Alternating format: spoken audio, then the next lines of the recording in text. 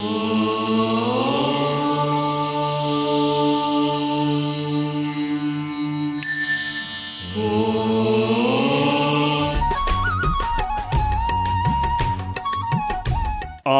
वाङ्मय में साधु की पर्युपासना के 10 लाभ बताए गए हैं। सवणे नाणे बिन्नाणे पच्चखाणे य संजमे अनन्नवे तवे चेव बोदाणे अकिरिया सिद्धि आश्रय। मनुष्य के जीवन में सत्संगति का अच्छा फल होता है। आदमी संगति करे तो किस प्रकार के आदमी की करे? बुरे व्यक्तियों की भी संगत की जा सकती है और अच्छे व्यक्तियों की संगति भी की जा सकती है। जो बच्चा, जो लड़का, विद्यार्थी बुरे के पास ज़्यादा रहेगा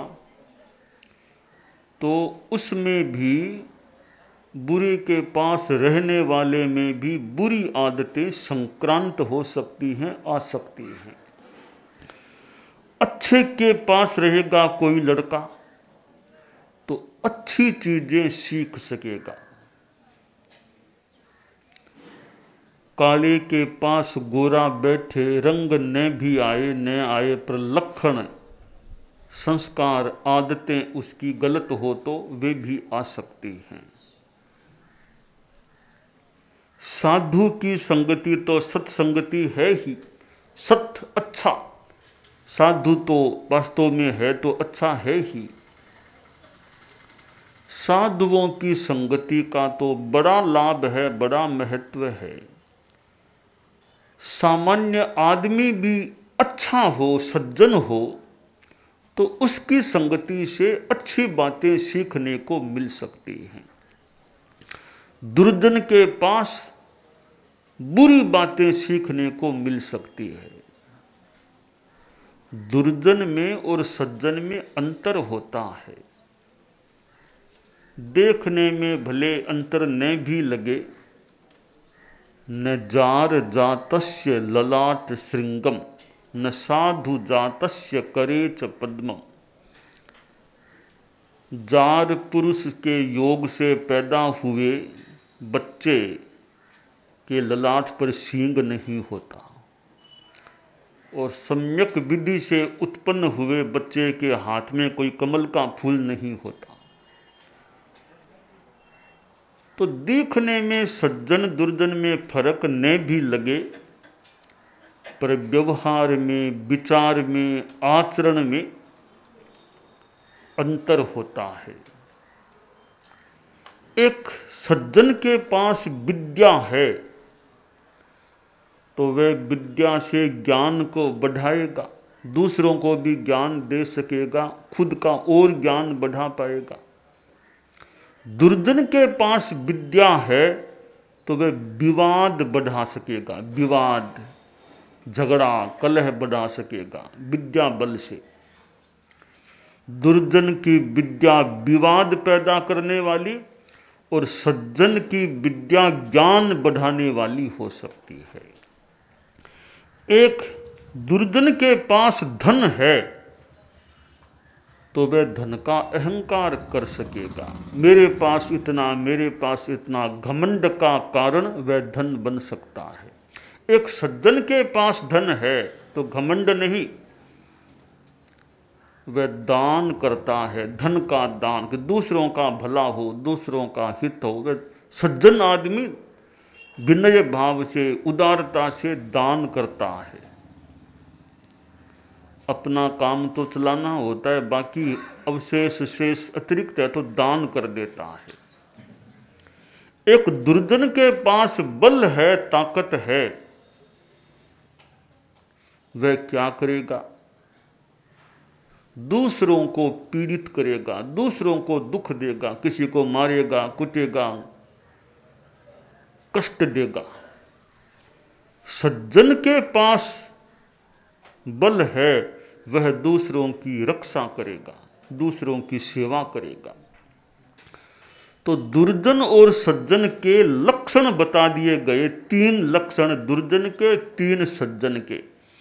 दुर्जन की विद्या विवाद पैदा करने वाली और सज्जन की विद्या ज्ञान बढ़ाने वाली। दुर्जन का धन अहंकार का हेतु निमित्त और सज्जन का धन दूसरों को दान देने में काम आ जाता है। दुर्जन का बल दूसरों को दुख देने वाला, सज्जन का बल दूसरों की रक्षा करने वाला, सुख देने वाला, सेवा करने वाला। तो गृहस्थों में भी कोई दुर्जन हो सकता है तो कोई सज्जन हो सकता है। आदमी को दुर्जन का परिहार करना चाहिए। दुर्जन है परिहर्तव्य है, दुर्जन से दूर रहना चाहिए। बस दूर से ही, बस दूर, ज्यादा निकट उसके आसपास ज्यादा नहीं रहना चाहिए। कहो साधु किसका सगा, तड़के तोड़े नेह, आचारी सो हिल मिले, अनाचारी सो छेह। दुर्जन को से दूर रहना चाहिए। तो साधु हैं जो त्यागी महापुरुष, उनके पास तो थोड़ी देर बैठना भी अच्छा, उपासना करना अच्छा। एक घड़ी आधी घड़ी, आधी में पुण्य आद, तुलसी संगत साधकी, हर कोटि अपराध। एक घड़ी की साधु की संगत, अरे एक क्या, आधी घड़ी भी अच्छी, आधी भी न तो पाव घड़ी की संगत भी बढ़िया है, वो भी पाप का हरण करने वाली हो सकती है।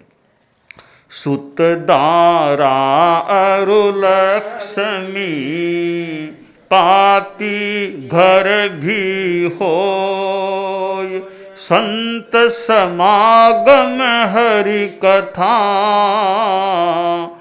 तुलसी दुर्लभ दो आश्रय। एक पापी आदमी के, दुर्जन आदमी के घर में भी संतान हो सकती है, पुत्र हो सकता है, औरत हो सकती है, लक्ष्मी धन हो सकता है, पर संतों का समागमन हो जाए और हरि कथा, भगवान की धर्म की कथा हो, ये 2 चीजें दुर्लभ बताई गई हैं। तो साधु नाम दर्शनम पुण्यम, तीर्थभूता ही साधव है। साधुओं के तो दर्शन भी पुण्य हैं, साधु तो चलते फिरते तीर्थ होते हैं। तीर्थम आश्रय फलति काले न सद्य साधु समागम है। तीर्थ यात्रा तो मान लो कब कैसे क्या फल जो भी हो, तो साधुओं की संगति मन से करे, उसका तो बहुत अच्छा फल मिल सकता है। साधुओं की संगत से सुख मिलता है, शांति मिलती है। सत्संगत से सुख मिलता है, सुत संगत से सुख मिलता है। जीवन का कण कण खिलता है, जीवन का कण कण खिलता है।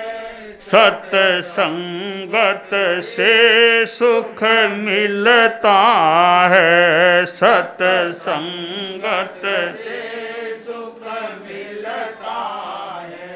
कपड़े को जैसा रंग मिले, कपड़े को जैसा रंग मिले, मानव को जैसा संग मिले, मानव को जैसा संग मिले।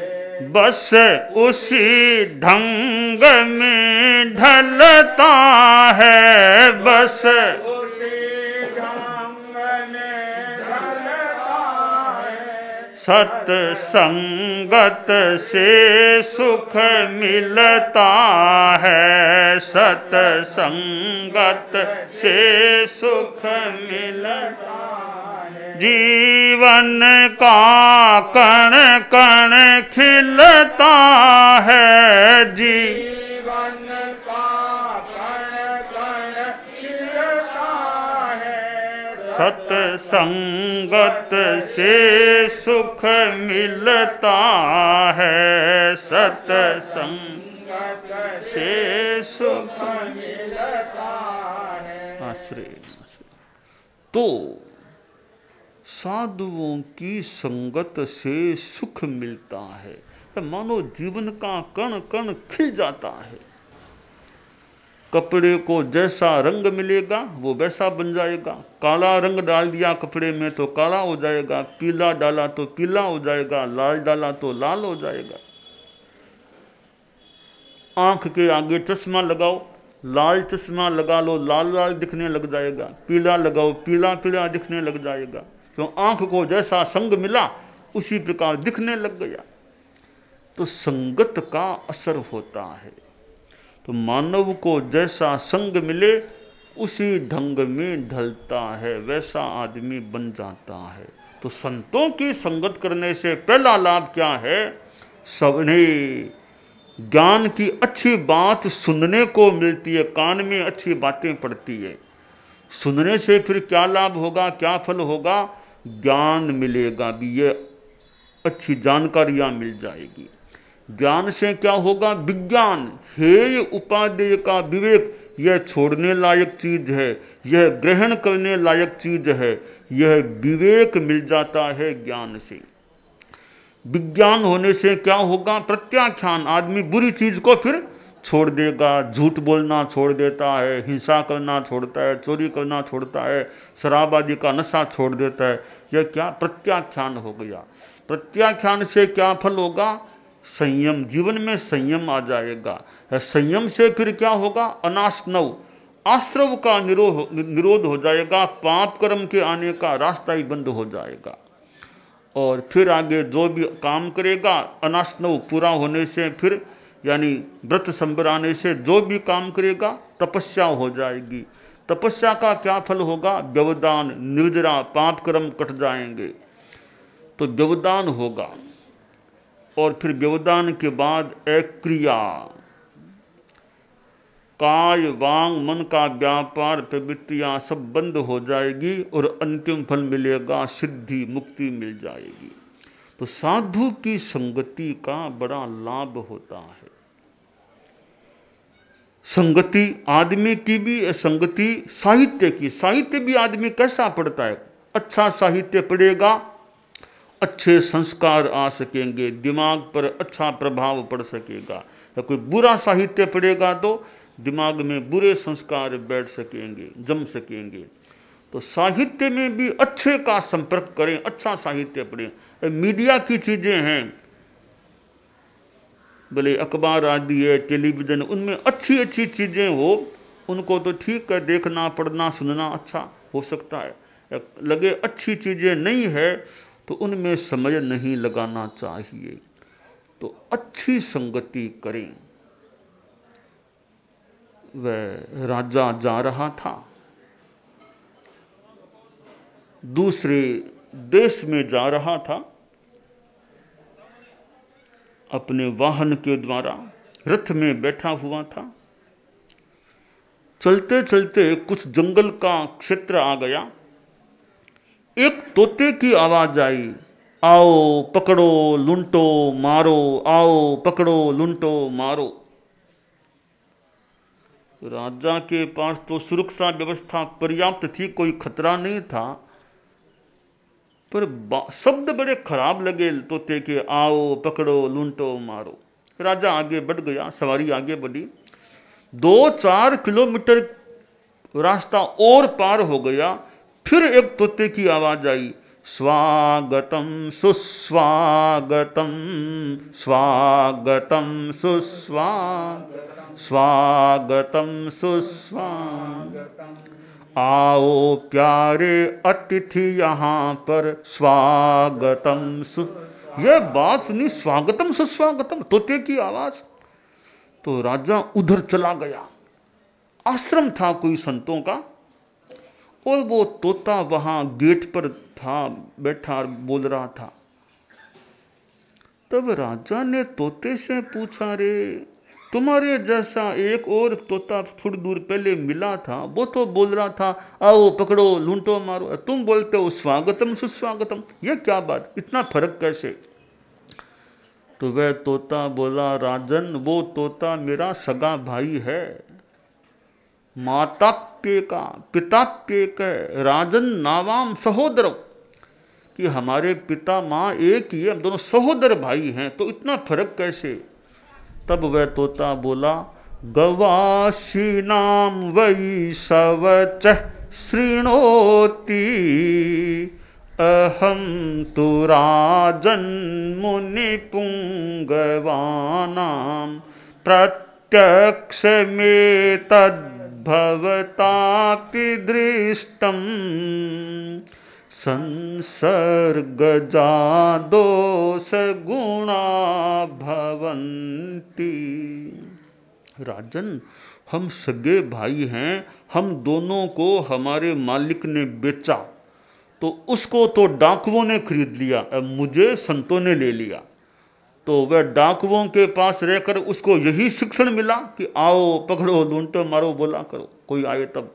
मुझे शिक्षण मिला, कोई आए अच्छा आदमी लगे तो बोला करो स्वागतम सुस्वागतम स्वागतम सुस्वागतम। तो मैं ऐसे संस्कारों में पल रहा हूं, वह वैसे संस्कारों में पल रहा है। यह है संसर्गजा दोष गुणा भवंती। संसर्ग संगति से दोष भी आ सकते हैं जिंदगी में, संसर्ग संगति से गुण भी प्राप्त हो सकते हैं। छात्र छात्राएं विद्यालय में पढ़ने वाले वे अच्छों की संगति में रहेंगे तो उनमें अच्छे संस्कार आ सकेंगे, बुरों की संगति में रहेंगे तो बुरे संस्कार भी आ सकेंगे। तो हमें अपने जीवन में अच्छों की संगति करनी चाहिए, बुरों की संगति से बचना चाहिए। तो यह संगति भी बलवान, संगतिर बलीयसी, संगति भी बलवान होती है कि आदमी को कैसा बना देती है। तो हमारे भीतर में अच्छे संस्कारों का आरोहण होना चाहिए, अच्छे संस्कार उभरने चाहिए।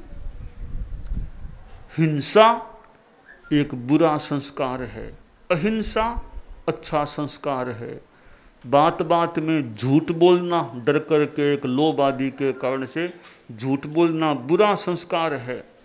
झूठ नहीं बोलने का संकल्प, सच्चाई का संकल्प अच्छा संस्कार है। चोरी करना बुरा संस्कार है, ईमानदारी रखना अच्छा संस्कार है। शराब आदि का नशा करना बुरा संस्कार सामान्यतया, और शराब आदि का त्याग करना अच्छा संस्कार है। इंद्रियों का असंयम करना, आलस्य में रहना अच्छी बात नहीं है, बुरी है। और इंद्रियों का संयम रखना, अच्छा पुरुषार्थ परिश्रम करना, यह अच्छा संस्कार है। तो बुरे संस्कारों को यदि जिंदगी में आ गए हैं तो छोड़ें, नहीं आए हैं तो उनसे बच करके रहें, दूर रहें।